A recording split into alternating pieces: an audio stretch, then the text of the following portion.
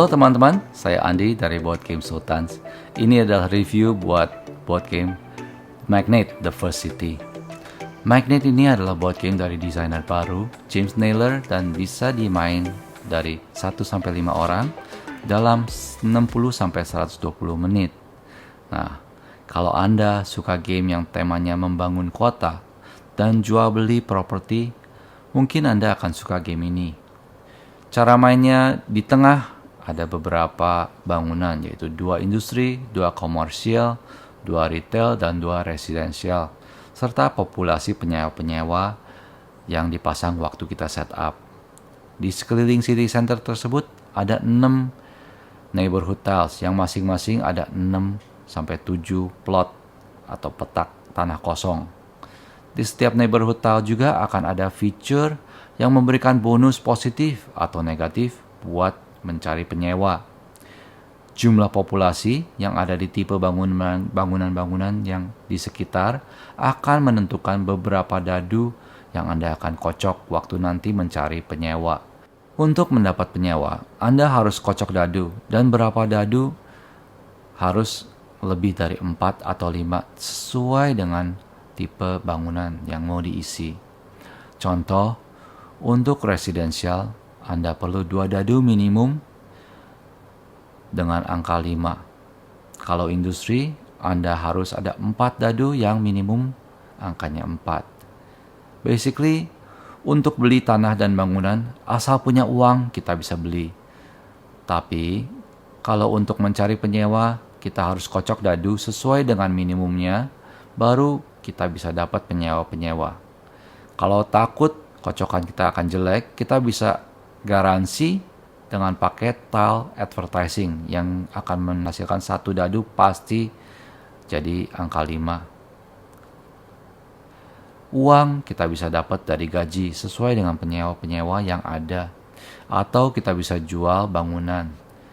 Semakin banyak penyewa di bangunan kita bisa jual bangunan tersebut dengan kelipatan harga tanah plus jumlah penyewa di bangunan yang mau dijual, minus atau plus bonus atau penalti dari bangunan atau penyewa di sekeliling bangunan kita.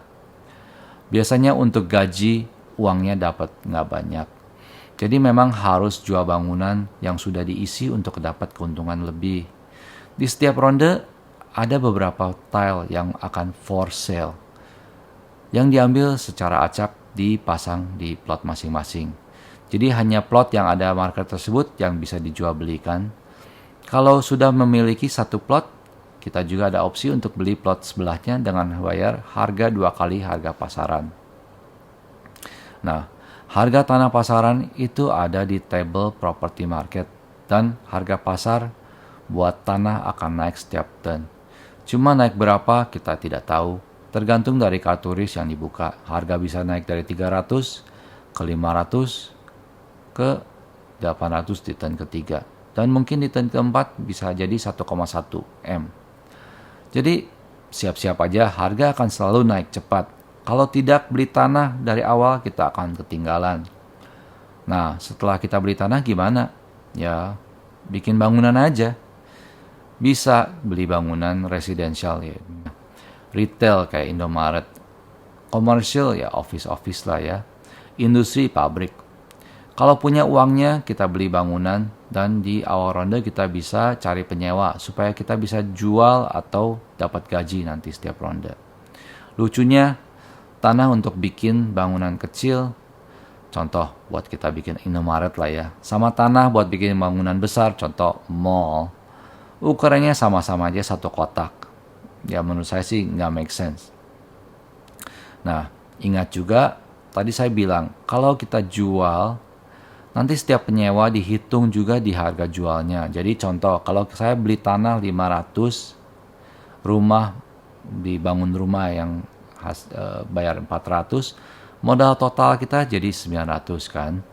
Kita masukin 1 penyewa. Jadi waktu kita jual, harga tanah jadi mungkin waktu kita jual harga tanahnya 700 lah ya. Kita akan dapat uang 700 kali 3, ya 2,1 M. Ya lumayan kan, kita dapat untung 900 dari 900 kita jadi dapat 2,1 M kan dalam 2 ronde. Tapi ya apakah itu realistis? Kayaknya sih enggak juga ya. Di akhir ronde kita akan lihat situasi game. Dan tergantung berapa faktor kita akan buka kartu risk yang ada, menambahkan harga tanah, dan juga akan turunkan counter buat Krismon.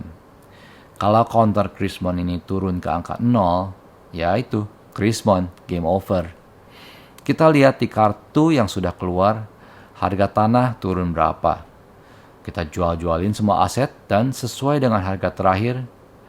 Dan kita lihat endgame dengan siapa yang paling banyak uang, itu adalah juara.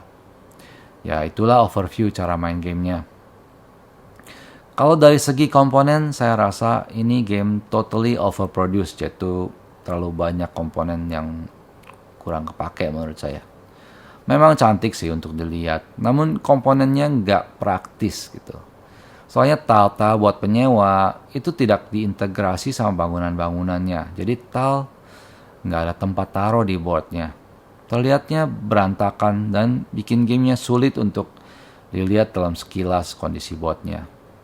Kalau dia mau bikin komponen hanya buat cantik, buat apa sih kalau tidak membantu gameplaynya gitu. Kalau mungkin dia ada counter yang bisa dipasang di bangunan, mungkin gamenya akan lebih rapi dan bangunan plastiknya juga lebih masuk akal ya.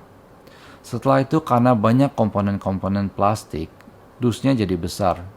Terlalu oversize, tidak masuk ke shelf gitu. Storage menjadi isu, makan tempat. Gamenya juga agak ribet sih menurut saya. Untuk beli sih gampang ya, beli tanah. Tapi untuk cari penyewa atau nanti mau jual properti, kita harus hitung-hitung dari sekelilingnya. Itu bikin ribet sekali. Strateginya gimana ya? Kayaknya sih nggak balance gitu. Kalau strateginya untuk beli properti dan kita mau tahan gitu semua properti untuk dapat income dari gaji penyewa tiap ronde, itu juga nggak bisa. Soalnya rondenya itu terbatas, keburu endgame. Dan walaupun harganya tanah akan naik, harga sewa itu sudah pas dari segitu, dari awal game sampai end game. Itu nggak masuk akal juga. Dengan waktu kan harga tanah memang naik. Ya, harga sewa juga kan seharusnya naik dong. Jadi, cara satu-satunya untuk main game ini adalah untuk beli, isi, jual, diulang-ulang lagi. Cuma lihat aja efisiensinya siapa yang paling efisien, dia akan menang. Tapi tidak ada cara atau strategi lain yang bisa menang gitu. Jadi ini lebih ke efisiensi puzzle daripada strategi game. Untuk mekanik, saya sih rasa ada yang tematik lah. Yaitu contoh, kalau kita bikin industri di sebelah rumah, pasti nilai rumahnya akan turun. Tapi kalau rumahnya kita udah jual duluan, ya siapa yang peduli lagi kan gitu. Nah, ini adalah masalah terakhir yang saya akan mau bahas. Waktu mainnya. Kalau lebih lama, saya rasa itu akan kelamaan buat game seperti ini. Tapi dengan waktu yang ada, juga tidak cukup.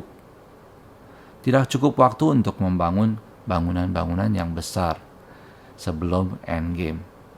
Atau mungkin karena kita masih baru ya waktu saya main, jadi kita mainnya kurang efisien. Tapi waktu saya main, nggak ada yang bikin industri, cuma satu orang aja, saya satu sendiri yang bikin industri.